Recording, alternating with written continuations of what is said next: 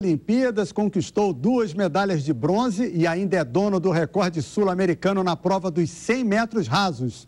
O estádio recebe Robson Caetano, um atleta que, mesmo depois de deixar as competições, nunca abandonou o esporte. Robson, é um prazer ter você aqui no estádio, um prazer em revê-lo. Você que foi uma instituição do atletismo, agora é o Instituto Robson Caetano. Verdade. Como é que surgiu essa ideia, desde quando? Como é que funciona? Na verdade, eu tinha um sonho de ter um instituto, né? Estar ligado às minhas origens, às minhas raízes, assim, no sentido real da palavra. Por quê? Eu fui descoberto por um profissional de educação física, jogando futebol de várzea. E, de repente, eu me formei em educação física e não dei sequência no trabalho, porque eu fiquei envolvido com outros projetos, mas sempre tive o sonho de estar ligado, linkado nesse ido. E aí, encontrando antigos amigos, né, o Robson Maia e o Paulo Ramon, que hoje são meus sócios e amigos nesse projeto todo, a gente começou a discutir e aí eu falei assim, cara, eu quero muito duas coisas. A primeira, um instituto. E segundo, um espaço físico que eu possa direcionar essas crianças, levar essa turma toda para que eles possam estudar, ter cultura, esporte, lazer, absolutamente tudo. Uma facilidade e uma oportunidade para conhecer mais a fundo o esporte. Pois é, nesse instituto, então, você desenvolve exatamente que tipo de projetos? Hoje nós estamos fazendo um projeto que é de garimpagem, de pegar os meninos que estão na rua, a gente abraça todos, a gente não impõe nenhum tipo de sanção, por exemplo. Vocês saem buscando? A gente abre as inscrições, a gente sai buscando as crianças, fala, olha, nós temos a escolinha de atletismo na comunidade tal, você quer participar? A criançada se apresenta, a gente faz uma seleção e em cada comunidade a gente tem no máximo, temos um limite máximo de 100 crianças.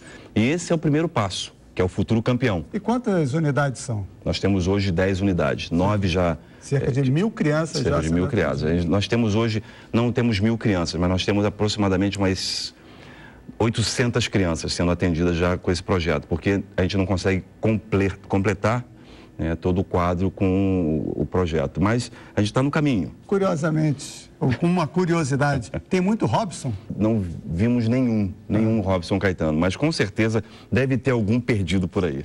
Vocês já contemplam um atletismo paralímpico no projeto? Pensam em fazer isso, desenvolver algo assim? Nós não contemplamos ainda porque esse é um universo muito delicado. Porque as pessoas que têm uma certa necessidade especial, elas ficam escondidas em casa. Ou protegidas demais pelos pais, ou então porque eles mesmos não se sentem à vontade para fazer.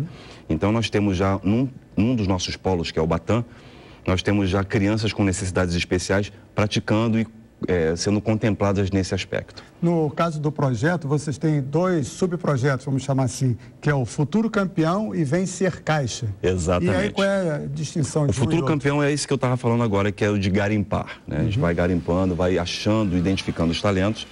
E na sequência, num segundo passo, aquele atleta que é mais disciplinado e tem talento para o esporte, para o atletismo, a gente encaminha para a segunda etapa, que é o projeto Vencer. Esse a Caixa Econômica vem apoiando, dando um suporte para que a gente possa ter... Nós reduzimos o número, nós iríamos ter 40 atletas, nós hoje vamos ter 20 atletas, 10 no masculino, 10 no feminino. E um terceiro passo será dado, que é formar o clube para que a gente possa começar efetivamente as competições. Nós tivemos agora, conversando com o Coronel Romagueira, que é hoje o comandante da Escola de Educação Física do Exército, e ele já nos cedeu, né, já nos colocou à disposição as instalações e todo o trabalho de fisiologia, todo o grupo acadêmico para trabalhar com essas crianças. Bom, a gente está no Rio de Janeiro, o estúdio da TV Brasil é no Rio de Janeiro, mas você está falando para o Brasil inteiro. E aí uma criança que queira ser atleta, que não está no Rio de Janeiro, tem a possibilidade de vir para o seu instituto? Esse ano ainda não, a gente tem que ser muito real nesse aspecto, mas nos próximos anos a gente está querendo fazer com que esses polos se multipliquem pelo Brasil inteiro. E no Instituto, todas as provas vocês trabalham ou só as de velocidade? A iniciação, a gente procura trabalhar todas as valências, né? A força, os saltos e a velocidade. Mas no projeto Vencer a gente vai ter que abrir o leque realmente de opções, porque vem um gordinho, vem um baixinho, e o atletismo tem característica, né? E tem essa peculiaridade. Ele abraça e contempla qualquer criança, qualquer jovem. O baixo, o alto, o gordinho, o magro, enfim, qualquer um. Todos têm a chance de arremessar estar... um peso. Exatamente. Então, todas essas crianças têm a chance de estar sendo contempladas dentro do atletismo. Falando de atletismo, o atletismo brasileiro hoje, tá bom? Tá mais ou menos? Ele atravessa já há algum tempo uma fase de transição. Algumas provas sofreram muito. As provas de velocidade no masculino sofreram bastante. Já o feminino evoluiu bastante. Nós hoje temos um time feminino no revezamento 4x100. E daqui a pouco vai puxar a próxima pergunta, que eu já sei qual é. Tá na pauta. Já está na pauta. Mas nós temos hoje um time feminino muito interessante, um time que tem condições de ser medalhista olímpico aqui no Brasil. Tirando as provas de campo, que também evoluíram demais.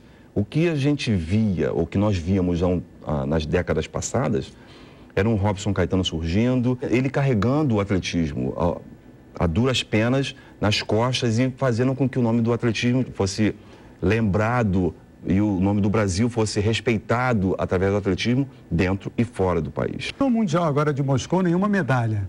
Isso te preocupa? É normal? Normal não é. Normal não deveria ser. Mas foi bom ter acontecido isso, para que nós colocássemos os pés no chão e entendêssemos que uma medalhinha não pode ser o símbolo de 26 modalidades, que é o que acontece dentro do atletismo. E nesse campeonato mundial, nós tivemos gratas surpresas. Carlos Chinin, o decatleta, nós tivemos o Mauro no salto em distância, tivemos a própria Keila Costa, que mesmo não competindo tão bem quanto ela queria, ela se mostrou muito aguerrida. Acho que para os Jogos Olímpicos aqui no Brasil, a gente vai ter, pelo menos, e essa é a minha aposta, não é nem eu não estou chutando, nem estou divagando. Até porque no futebol você não deu certo lá, pelo que você contou agora, né? Era perna de pau, era perna de pau. Você como jogador de futebol era um ótimo atleta. Aliás, eu quero dizer para os senhores o seguinte, câmera 3 em mim, por favor, eu vou falar para os senhores, eu realmente era um grande centroavante. O Flamengo, o Vasco, o Botafogo perderam um grande centroavante, mas... Ainda bem que perderam esse grande centroavante. O Brasil ganhou um atleta. Ganhou Falando um grande de velocista. atletismo de novo, que é a nossa pauta aqui, nada de futebol, a passagem do bastão. Quem errou, houve erro, não houve? Olha só... Dá para superar, manter a equipe? É uma prova muito técnica, né? Querendo ou não, o que aconteceu ali foi pura ansiedade. Né? Uma prova que estava tranquila, a medalha estava praticamente no peito, só que a Rosângela correu a semifinal e muitas pessoas ficaram criticando por que a gente não manteve a Rosângela, já que a Rosângela correu tão bem a eliminatória, a semifinal. A Rosângela não tinha condições de correr 2 tiros por conta de uma lesão na sola do pé, no calcanho. Ela estava num e depois passou para o outro por conta da compensação. Então a Rosângela tinha gás para fazer um tiro muito bem feito e foi o que ela fez. Classificou o Brasil, bateu no recorde sul-americano e foi uma grande festa. É claro que quando você pensa num atleta para substituir uma Rosângela, tem que estar muito melhor. E ela estava. A Wanda estava realmente um pouco melhor que a Rosângela naquele momento. Tanto é que no Troféu Brasil, ela garantiu a vaga dela como finalista para um campeonato mundial. E você estar num campeonato mundial correndo só a final... Imagina, é um peso. Se você não entrou na prova em nenhum momento, é como no jogo de futebol, que é um esporte mais conhecido, mais popular. O atleta nos primeiros segundos, nos primeiros minutos de jogo, a perna ainda está tremendo. Só depois os craques falam isso. É exatamente isso. E aquele que diz que não fica tremendo é mentiroso. E a Wanda realmente queria muito essa medalha.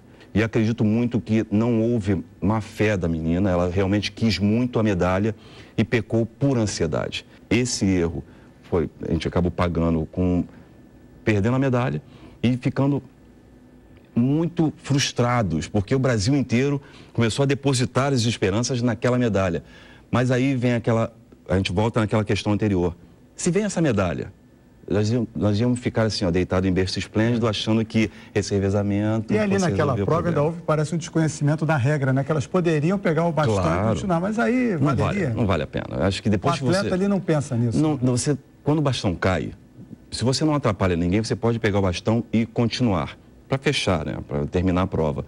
Só que assim, as coisas acontecem num espaço de tempo tão rápido, tudo ele está por um triz, a coisa pode dar certo ou não, e não deu certo. Que aí a frustração se abate em todos os atletas que estão fazendo parte daquele momento. Um assunto que sempre está em voga é a questão do doping. E agora, recentemente, saiu uma história que até a seleção toda da Jamaica não poderia vir à Olimpíada por conta dessa situação de doping. Como é que o doping funciona no atletismo? Como é que se faz para evitar isso? É possível evitar? É possível ter bons tempos sem o doping no atletismo? É possível, sim. Eu sou a prova viva de que é possível. Os tempos de hoje parecem que superam a força humana. Estão muito além do limite humano. Alguns cientistas diziam que o recorde, por exemplo, do Michael Johnson, que era de 19,32, no 200 metros só iria ser batido em 2030. E aí vem um tarado maluco chamado Usain Bolt, que bate o recorde para 19,19. É claro que as exceções, elas existem. Os fenômenos, eles existem. Nós temos no futebol um Ronaldo, nós temos no atletismo o Usain Bolt, nós temos na natação o Michael Phelps, mas são raras as exceções, tá? É um ou outro. Tem um Robson Caetano que bate um recorde, fica 25 anos, vai ficar sei lá quanto tempo. Vamos falar disso, tá? Mas isso o importante é que alguém ou algumas federações ou algumas instituições do esporte descobriram o pozinho pirlim-pim-pim, né, que faz com que o atleta corra um pouco mais ou que tenha um desempenho um pouco melhor. Na verdade, o doping, ele atua no descanso do atleta. Enquanto ele está descansando, ele recupera muito mais rápido. Ele faz com que a recuperação muscular seja muito mais efetiva, consequentemente, um grupamento muscular acaba se tornando muito mais forte, muito mais próprio para estar fazendo uma nova atividade. Existe como mascarar o doping? Isso já acontece desde que o esporte é esporte. Uns usavam diuréticos, outros usavam a própria cafeína para mascarar, e hoje o controle antidoping ele é muito mais rigoroso, extremamente rigoroso. Eu até, ao finalzinho da minha carreira, eu era testado, batiam na porta da minha casa para eu abrir a porta e eu ser testado, teste surpresa. E é nessa que muitos acabam caindo. Então, você pode driblar isso? Pode. Como fez o Ben Johnson na década de 80, como fez o Lewis durante muitos anos. E existe essa possibilidade, claro, mas a gente não tem que criar uma Olimpíada dos dopados e uma Olimpíada dos não dopados. A Olimpíada, o espírito olímpico, aquilo que o Barão de Coubertin pregou em 1896, é de que o esporte é para altos, sítios e fortes. Aqueles que trabalham de maneira limpa e correta. Qual é a sua perspectiva para esse Rio 2016? Bom, Brasil para 2016, como eu já falta havia muito dito, ainda ou falta quase nada? Falta quase nada. Falta quase nada. A preparação e todo o trabalho feito por um atleta, ele dura no mínimo 8 anos. Eu creio demais nesses jovens que estão chegando. Eu estive, inclusive, no Campeonato Pan-Americano Júnior, que é até 19 anos, e vi muitos talentos, muitos meninos que podem estar nos representando com muita dignidade no esporte brasileiro. Medalha? Medalha nós temos, eu diria que nós teremos 4. Eu sou... Então, antecipa. Mauro, no salto em distância, o Carlos Chinin, no decatlo, ele foi muito bem no decatlo, ele ficou em 5º lugar no Campeonato Mundial. O Mauro, ele está numa evolução muito boa e o TID tem feito um trabalho sensacional com ele. Vai estar em 2016, hoje ele salta entre 8,20, 8,25, 8,28. Nessa evolução, ele vai estar chegando em 2016, saltando entre 8,40, 8,45 a 8,65. Com esse resultado, ele é medalhista. Agora, a cor da medalha, a gente não pode dizer. E o revezamento 4 por 100, ele vai nos dar muita alegria, o feminino. Eu tenho absoluta certeza. E agora você falou de 3. Falei 3. E o revezamento 4 por 400, esse é um capítulo masculino, esse é um capítulo à parte. Os meninos que estiveram no Campeonato Mundial agora, eles sentiram e entenderam esse universo, o universo da final olímpica, que é muito mais fácil que o universo da semifinal. Você passar da semifinal para a final, eu até de falar me arrepia, porque a semifinal é estressante demais para o atleta. E você conseguir passar essa fase e chegar numa final já é uma grande vitória. E eles conseguiram... Já é a meta. Já a é a meta inicial é chegar Exatamente. na final. Já é chegar na final. Esse é o 4x400, que pode nos trazer uma medalha. Esse é um time que eu estou colocando à parte, ainda não é a quarta medalha. A quarta medalha é de uma atleta que há muito tempo a gente vem esperando algo dela e ela vem batendo na trave. Uma vez perdeu a vara, da outra vez foi o vento, que é a Fabiana Müller. A Fabiana Müller está nos devendo essa medalha. Ela tem quase que uma obrigação moral de nos dar essa medalha como presente.